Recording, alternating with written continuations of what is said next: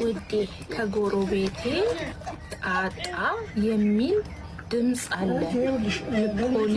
ልደውል እንዴ ያንጣጡታ ምን አገባ አንተ አፍን ከፍተህ እነሱን የምታይና የምትጠብቅ አንተ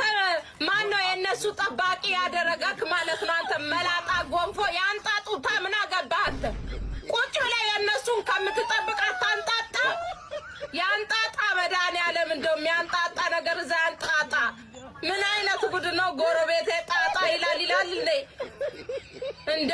የነጻ ፍቃዱ ረስተና መብታቸው ነው ያንጣጡ አንተ ማንጣጣ ከፈለክ አንተ ቁጭ ብለህ ምሰማሳ ምን ይመስላል ይሄ ደግሞ ጭልፋ